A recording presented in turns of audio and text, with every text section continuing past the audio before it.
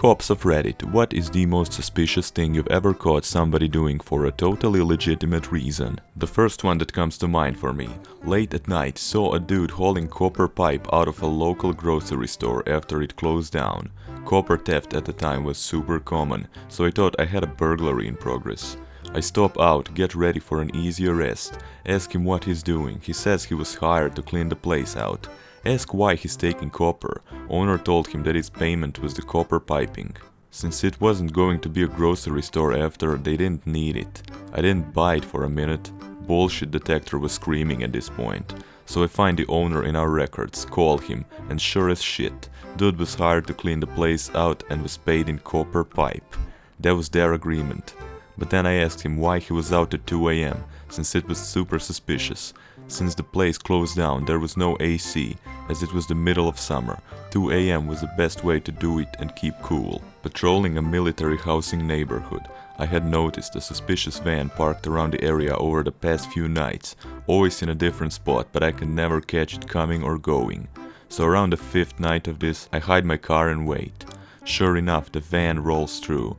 I wait a few minutes before following, turn the corner and light up 3 guys rummaging through all the trash cans left on the street. Turns out they were part of CID, think NCIS, the show but army version. They suspected someone in the area was cooking meth and were going through the garbage cans to find discarded ingredients. I only found this out after getting chewed out after they called my supervisors. I still don't feel bad. No one told me. There's an old penitentiary in the middle of the city here.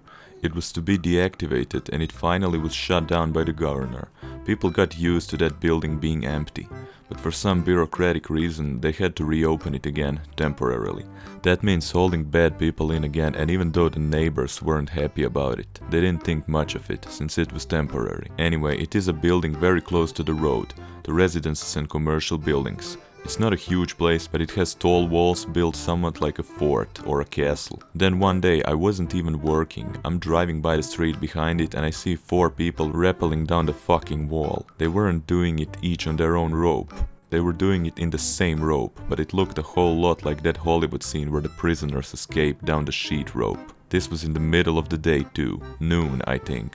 I had to go around, find a place to park my car and observe. I called in HQ and asked if the old penitentiary was still open and just get its status. While I did this, I got to really see what they were doing, and it didn't look like escapees anymore. Turned out to be graffiti artists hired by the state to paint the big wall facing the houses. Only part of the building was reactivated, and this wall was on the deactivated wing.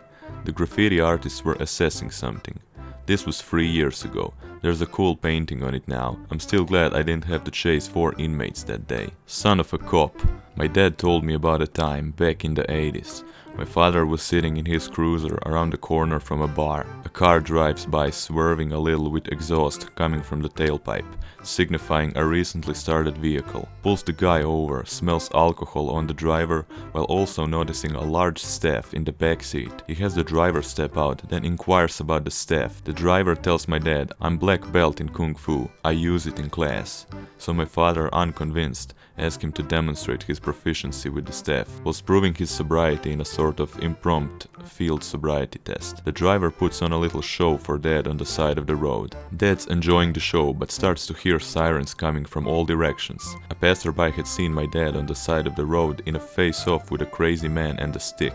Thinking my dad was in need of help, the passerby called the cops. Apparently, my dad had been so wrapped up in the show, he had not heard the radio calls for him, so dispatch sent all available units to his rescue. Passerby thought my dad was getting ass kicked by a ninja. Here's a story from a family friend who was a sergeant in the major West Coast city. One of his new officers was late for roll call one night. After about 45 minutes, sergeant gets a call from another station, asking if he was the sergeant for the missing officer. Hilarity ensues.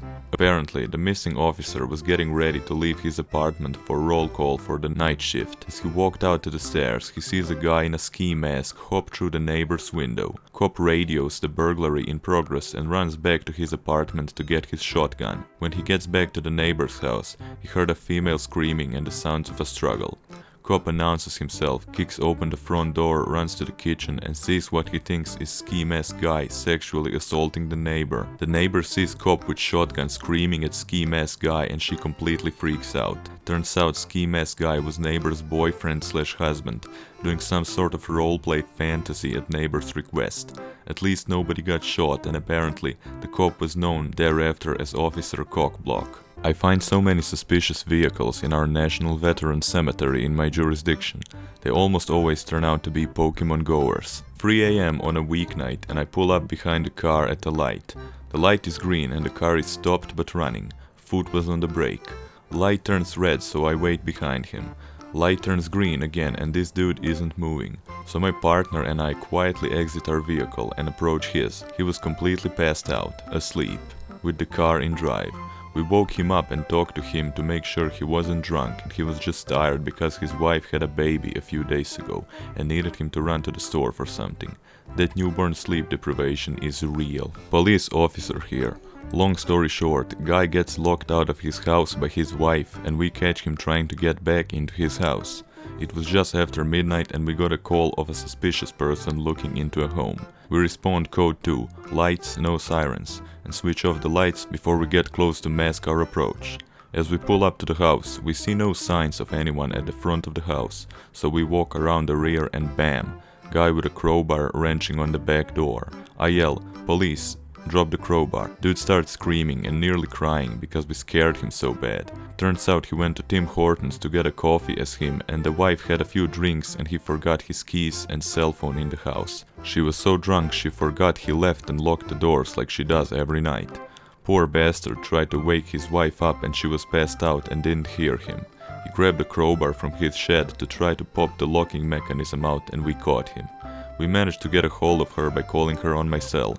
When she answered the door, she admitted to accidentally locking him out and gave us the exact same sequence of events. I honestly wish we had body cams so we could replay the poor bastard's face and high-pitched scream. TLDR, it was Brussels sprouts. I'm the guy who was doing something suspicious, but it kinda fits here. When I used to work at a grocery store, I would get off sometime between 10 PM and 12 AM, and I also preferred to ride my bike most of the year to save on gas. Since work was close to my house, and there were few cars out, I never really bothered with lights. Already suspicious, I know.